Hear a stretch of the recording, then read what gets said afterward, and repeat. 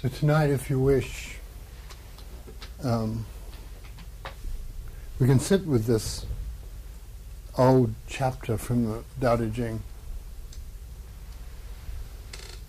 and it's chapter 15, and it's usually thought of as being about meditation, but really it's just about the nature of mind. And it goes like this: the ancient masters were profound and subtle. Their wisdom was mysterious. There's no way to describe it. What we can describe is how they looked. They were careful, like someone crossing an iced-over stream. They were alert, like a warrior in enemy territory. They were courteous, like a guest. They were fluid, like melting ice. They were unshaped, like a block of wood. They were open and receptive, like a valley. They were clear, like a glass of water. Do you have the patience to wait till the mud settles and the water is clear? Can you remain still till the right action rises by itself? The Master doesn't look for fulfillment, not seeking, not expecting. She is always present and welcomes all things. So just let that sink into your meditation and see what happens when you meet these ancient words.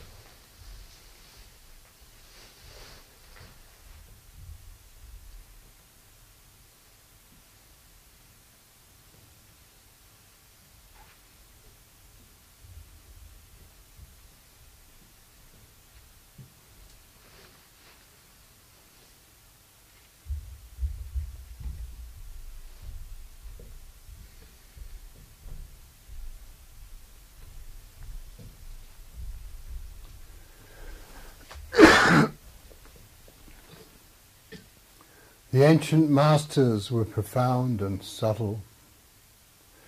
Their wisdom was mysterious. There is no way to describe it. All we can do is describe how they looked. They were careful, like someone crossing an iced-over stream. They were alert, like a warrior in enemy territory. They were courteous, like a guest. Fluid, like melting ice. Unshaped, like a block of wood. Open and receptive, like a valley. Clear, like a glass of water. Do you have the patience to wait till the mud settles and the water is clear? Can you remain still till the right action rises by itself? The Master doesn't seek fulfillment, not seeking, not expecting. She is present and can welcome everything.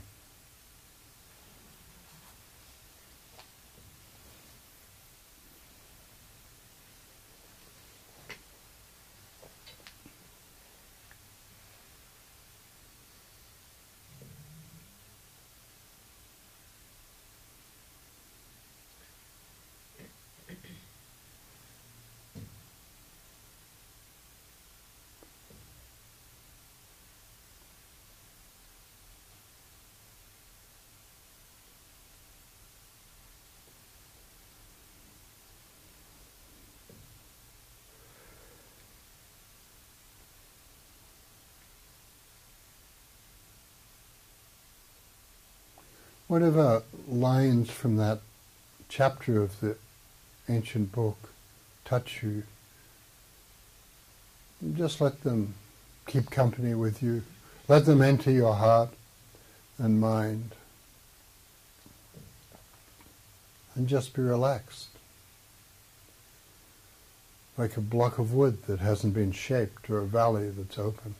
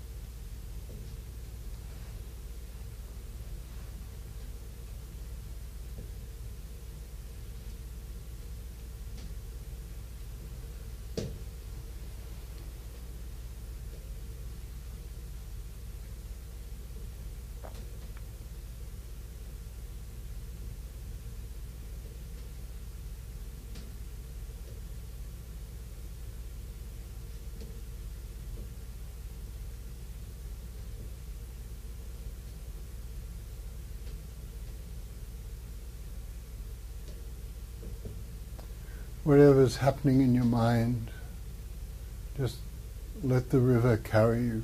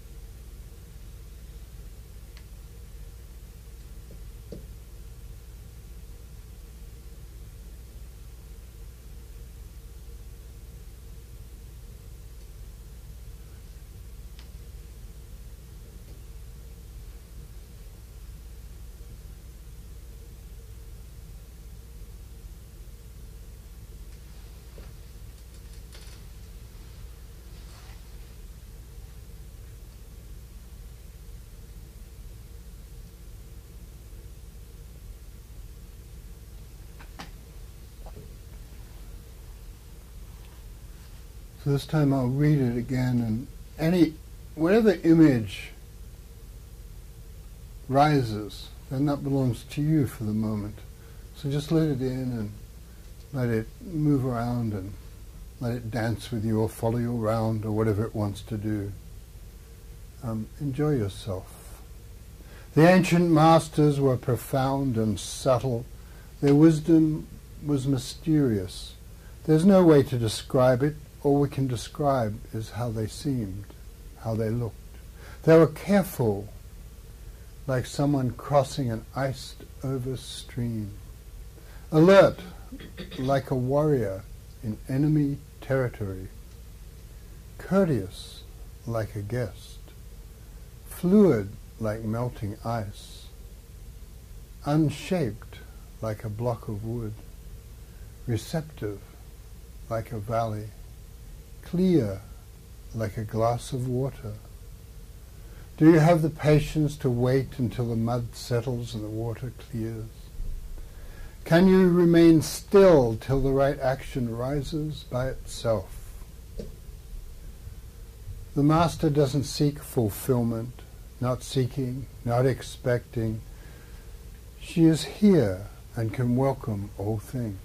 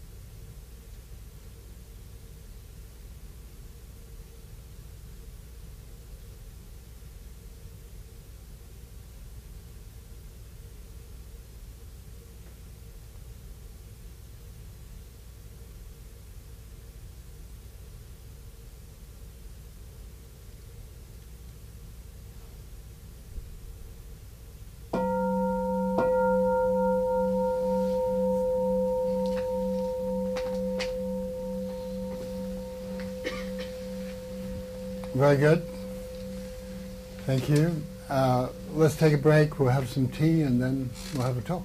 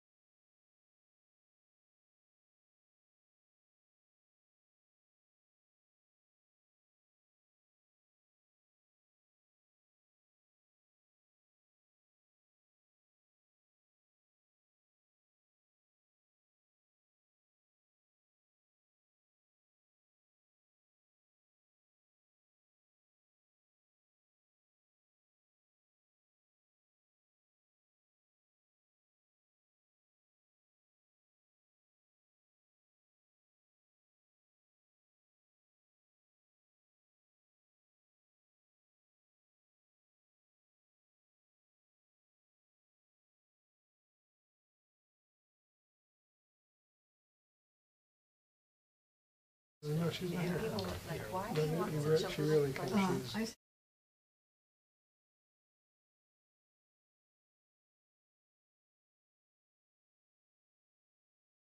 Yeah.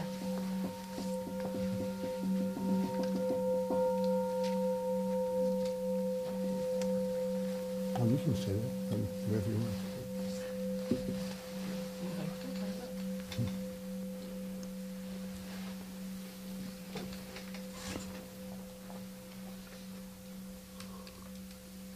Here, listening to that bell, it's great. You know how you hear a bell, or last night I was hearing the great horned owls. They have that woo, woo, woo, woo. Occasionally they'll make other strange sounds. So you think, that can't be an owl, but it is. And but they have that woo sound, like in the middle of the night. It can be really dark and quiet, and it's one of those actually pure moments, because you can just think, oh, that's an owl, or you can just become one with that sound, and the whole everything is owl, everything is woo, you know, that sound that goes through you. I think that's meditation. It doesn't matter whether you're sitting or standing or whatever. If you're just letting the sound come to you, you know, like that. That's the meditation. So this is the famous old Tao Te Ching, which is one of the first great books of the path of the way. And the story is that Lao Tzu,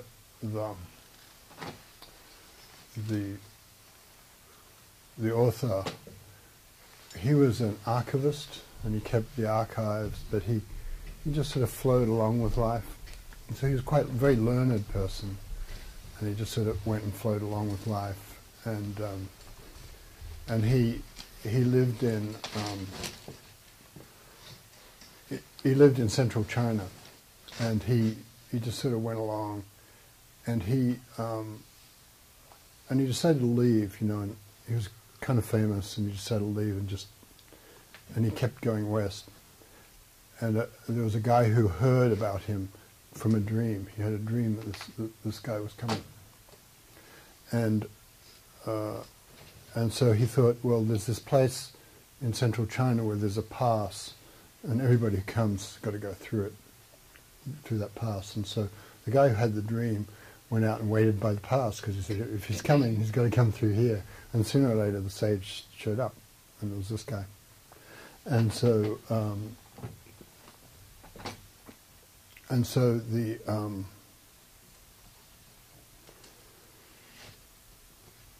he wrote, and the person who had the dream about him said, well, give me your wisdom. Give me some of your, I hear you're leaving, give me some of your wisdom. So there's the sound of it, the wisdom. So he wrote down this book it's kind of pretty continuous, and depends how you count. It's got 70 odd chapters, you know.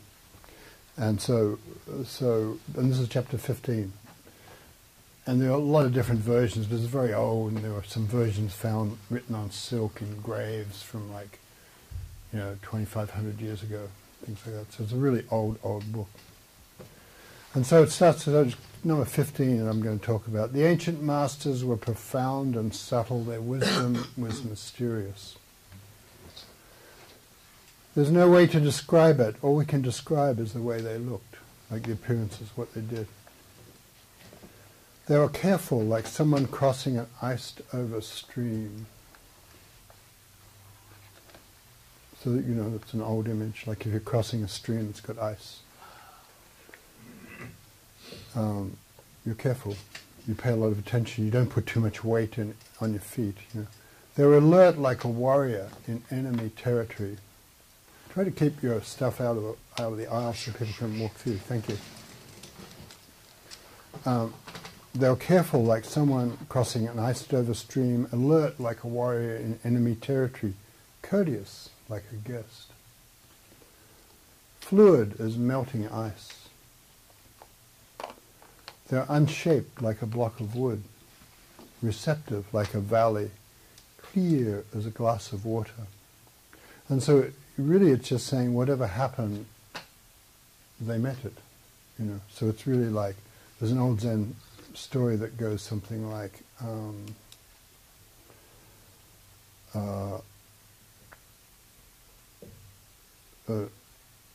some guy, Zen guy's teaching, he says, and somebody says, well, there's a teacher down the road who performs miracles. Do you have a miracle? And he said, yes, I do. And so they said, well, what's your miracle? And he says, when I'm hungry, I eat. When I'm tired, I sleep. And they said, well, there's nothing miraculous about that. And he said, almost no one can do it. When people lie down, they've got a million things in their minds. When people eat, they're always wondering, should I eat more, or should I eat less, whatever it is. Is this enough? Do I like this food? All that stuff. So there's a way in which the whole idea of just following along and just feeling your way to what came up and what you meet became really important. And it came from this text, actually. The early Taoists, and the idea that you can meet life in a way that was sort of pretty open, and you could be ordinary. It's fine to be ordinary. One of my friends who actually told me to read this book a long time ago, who was a well-known poet in Australia, and I said, well, what do you like about Taoism? And she said, well, it doesn't matter what you do. You can be, an archivist in China, or you can be you can be a filing clerk. You can work behind the counter at Walmart. You can be a mom with like 3 kids, and because whatever you're doing might be profound and mysterious. And there's something about just remaining still until the right action rises by itself, and that's what it's like. That's what meditation is like, really. Where you're not grabbing for how will I do this, how will I do that, and that kind of stuff. I was late coming here because I drove Rachel Boughton to the airport, and SFO she's going off to Zurich for a while, and I'm coming back, and I can tell I'm not going to be on time. So there's that thing. Okay, then I'm not going to be on time. That's it too. Yeah. So it's kind of nice. So it's like, courteous as a guest to lateness, even if it's your own. Fluid, like melting ice. And this whole idea of the unshaped block of wood is a very strong image from that. It's like before any marks have been put on a carving on a wood, everything's possible. So it's like the idea of beginner's mind. The expert's mind has many possibilities, and the beginner's mind has few. So it's like that. And receptive like a valley, clear like a glass of water. So it's just like whatever comes, you just meet it. Like that. And the other thing is about not seeking the goal so much, but being in the journey is a really important part of this. So if you're if you're always thinking, I've got to do this, I've got to do that, I've got to impress people, I've got to succeed at something, you're not really in the process, in the journey itself. So Basho said each day is a journey, and the journey itself is home. So all that comes from this guy Lao Tzu, and that's how the Chinese Buddhism was really different from, because it met this tradition, became really different from the ancient Buddhism from India, because it had this sense of flow and openness, and that life is not wrong. You don't have to wrestle with it and fight with your life. The more you're at ease with yourself and don't criticize yourself, then the more it'll be okay. It'll probably work out like that. So, how was when you meditated? How was the meditation?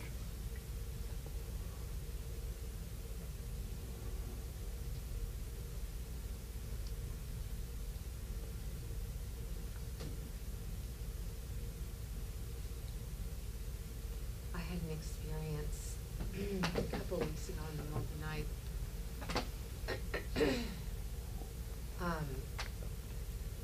Where I was laying there, and all of a sudden it was like my mind completely unhinged from itself, and I wasn't trying at all. I wasn't like meditating or anything. And it was like everything that was arising, no matter what it was, had no kind of seat in my body. It really had no meaning or attachment or connection into myself. And it was such a wonderful experience. It was so like, oh, there's nothing that could arise in this moment that would shake me. It's kind of like that feeling. And I oftentimes feel like in my daily activity, almost consistently, I have this insidious sense of identity that's constantly locking me into myself. You know, it's like this little thing that's hooked into my being. It's like, this is who you are, this is who you are. And in that moment, it disconnected. And when you were reading that, or when you were telling that story, I could really feel like all of those things, like, oh yeah, that's what it feels like nothing, it's clear, and it's this, and it's that, and it's this, and it has no actual place where it lands. It felt really freeing to just be reminded of that. Yeah, it's like we're always worried about what's going to happen, or somebody didn't treat me right, or might not treat me right, or I think I did well, did I do well? You know, that kind of stuff. And the mind just does that, right? It's just this automatic thing, like tree putting out leaves. But in another way, we notice, oh, what's that got to do with me? Yeah. Yeah. It's kind of really freeing. Yeah. It's very freeing. And so that's this, the Dali Ching. Yeah.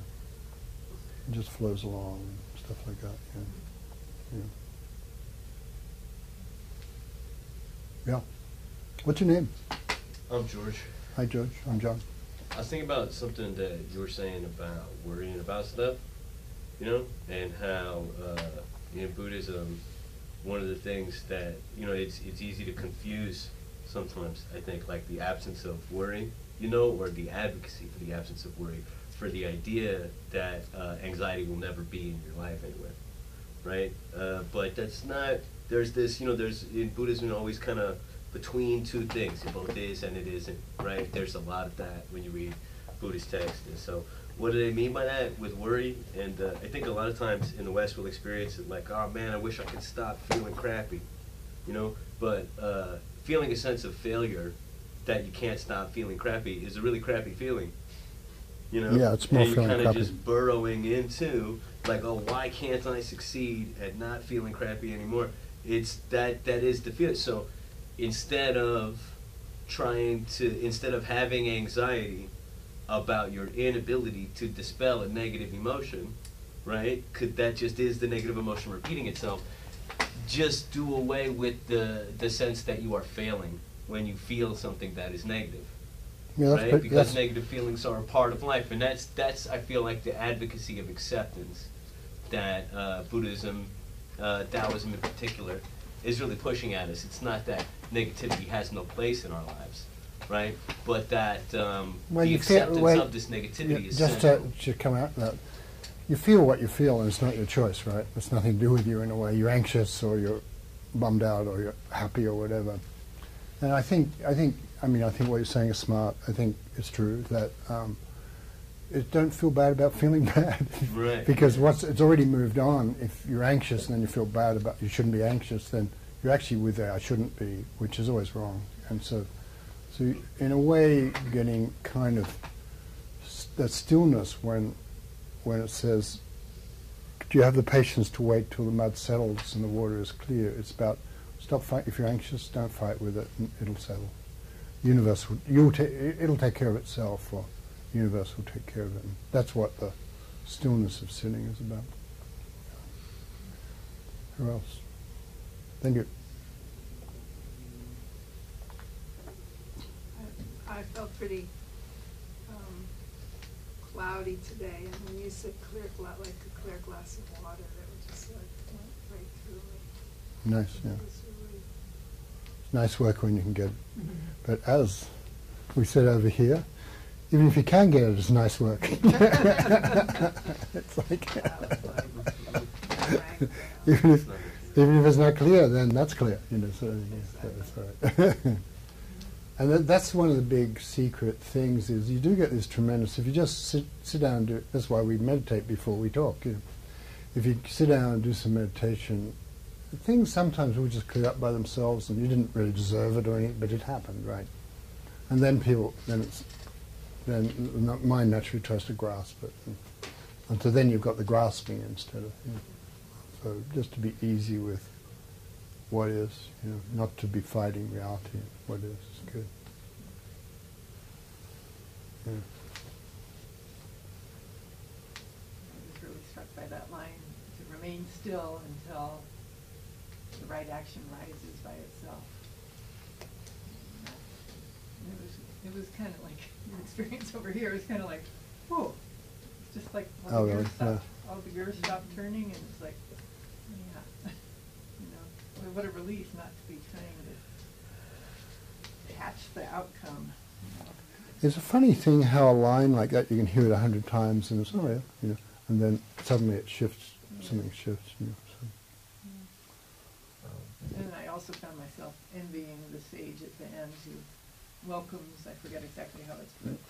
Welcomes all things. Yeah. Welcomes all things. Oh, sometimes the same, strive to be fulfilled. including anxiety and wanting to be fulfilled. Doesn't, yeah. Yes, it doesn't, it looks like it doesn't strive to be fulfilled, and that's a hard one to let go of. You know that thing I about... like that sense of being fulfilled.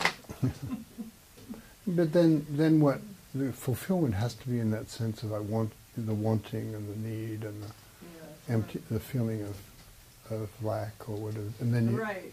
It's like if you're always trying to get the if you're thing, you're accepting that. Yeah. if you're trying to get fulfilled by getting whatever's going to fulfill you, that might last for a little tiny bit and then it's going to change. But if you can change the wanting, you don't have to change the wanting. It's just that when you're wanting, you don't oppose it. You know. You see what I mean? Like that's the more, like if you're judging yourself or judging, if you're wanting is judging reality as deficient, right? Yeah. And so if you know, I mean it's sort of obvious, but you know, I mean a really obvious thing, like I was stuck in traffic, so wanting not to be stuck in traffic, how's that likely to work? You know? But wanting anything really. And it's all right to want, and then you notice you want, and some things you can get. I'm hungry, I'll eat, whatever, you know. I'll ask someone, can I come and have tea? And maybe they'll say yes, you know. But either way, it's okay, you know. You know.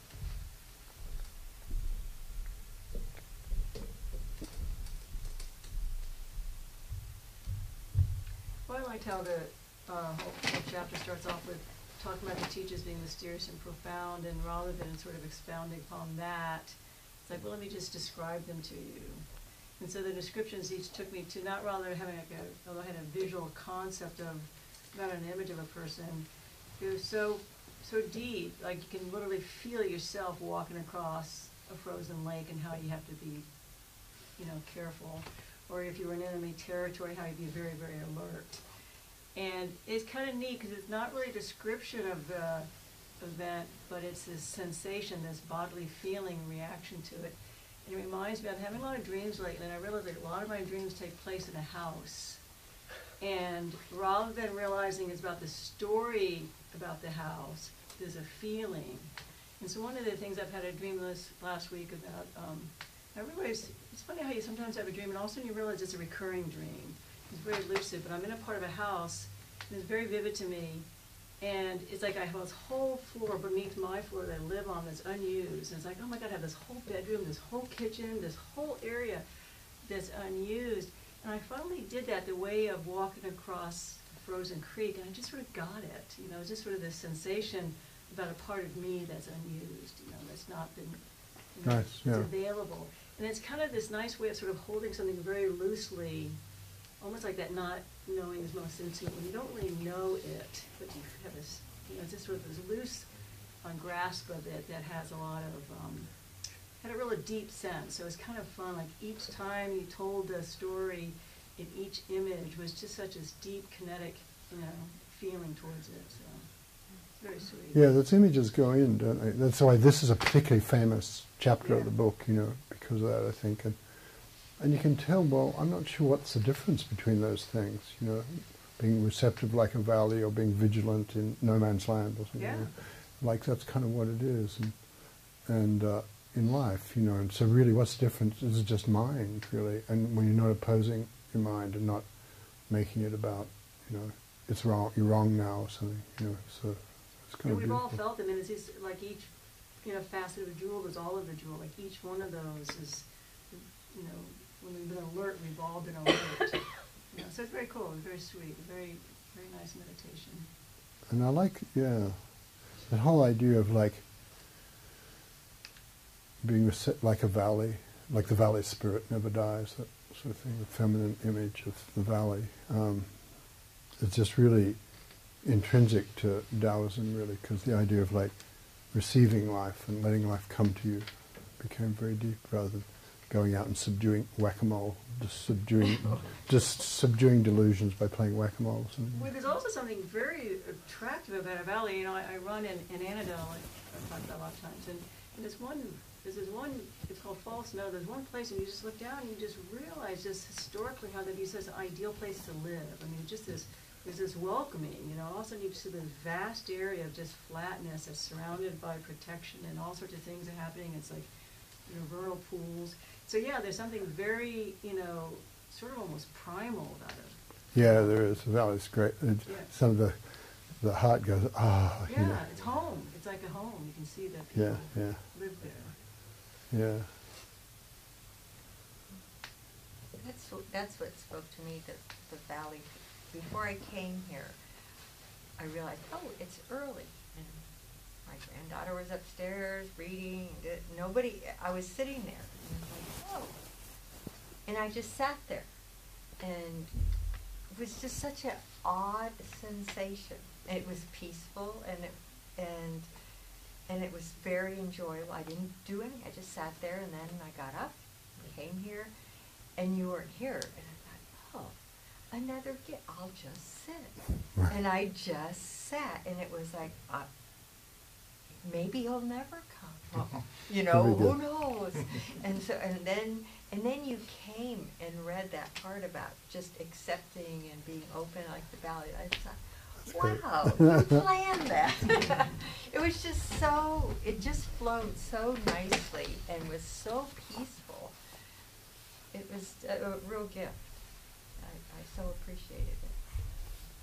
Just fit into my little evening. Nice. Yeah, the unexpected can be helpful. Like we just had a retreat on this whole book. Well, not the whole book, but as much of the book as we work with in a retreat. And it was great.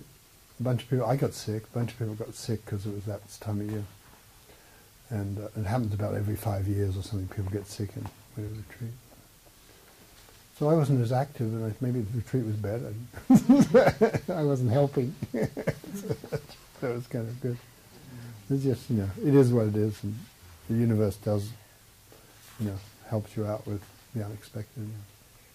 There's a funny story about Shunryu Suzuki, who was the founder of San Francisco Zen Center, and he would start a period of meditation, which was usually 40 minutes, and then he'd sometimes leave and go do something and come back and end the period. This was when he was first teaching, and everybody would really listen to him because they thought he really knew and they didn't. So he started the period and he left.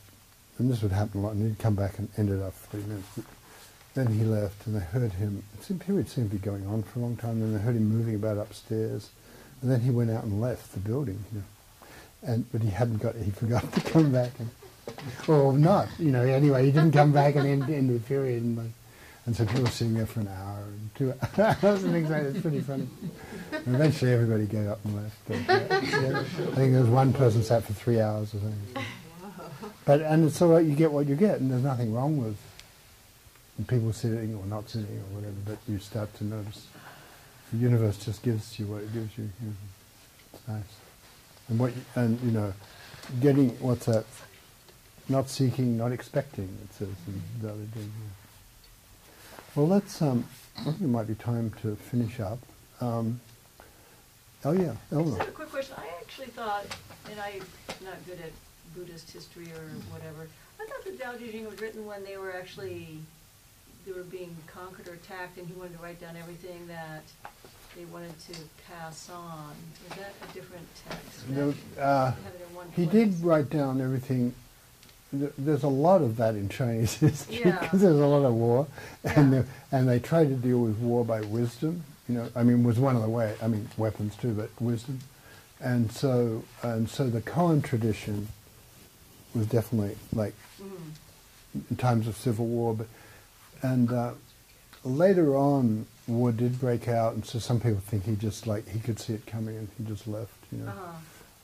And then he tried to be helpful by giving his words. You know, Okay, so I but thought it was like the verses, he was trying to quick verses so that everything would be sort of really portable, but, yeah, well, he was leaving the country according to the legend and going west, who knows where, you know.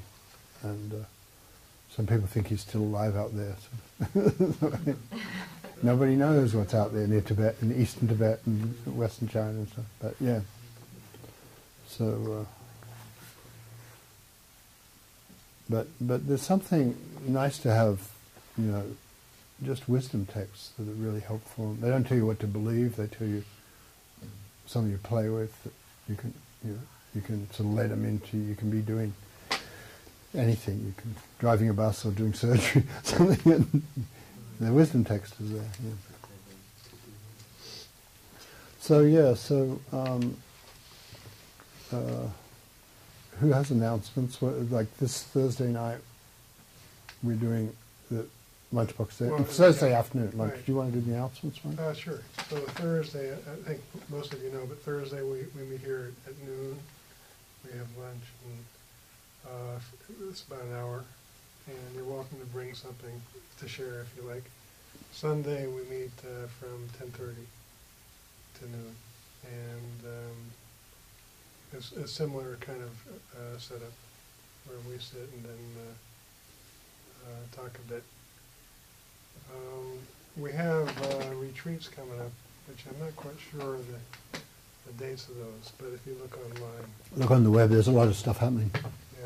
Yeah. Yeah. PacificZen.org. We'll get it. And if you want to give a donation. Oh yes, we have a donation box, which we're always grateful for anything that you can give.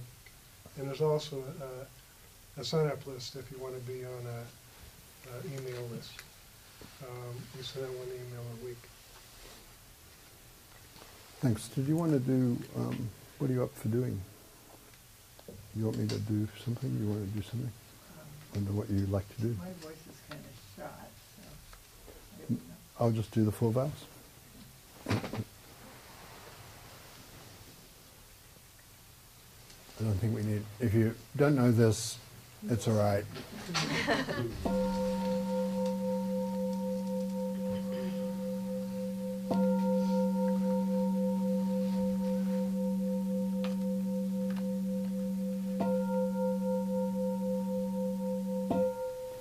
The 4 boundless vows.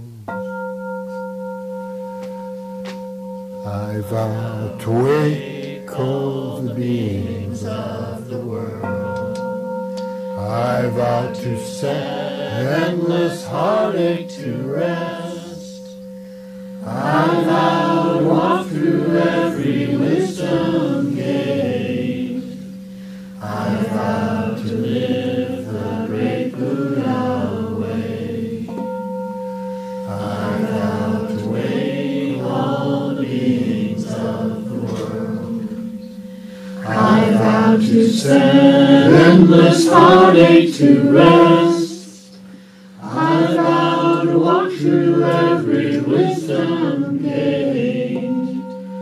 I vow to live the great Buddha way. I vow to wake all the beings of the world. endless heartache to rest. I vow to walk through every wisdom gate. I vow to live the great Buddha way. Thank you very much, everyone. Nice to come out. I hear rumors it's going to snow. There's a little bit of flurries on my windshield. Yeah, well, it's only down to sea level, so if you're below sea level, you're cool. There were big chunks of hail on the road coming up. Oh, yeah, I had hail this afternoon. I got this sheep, and she was standing out there, and she sort of made it run for the sheep shed. She was, with hail bouncing off her. It was great.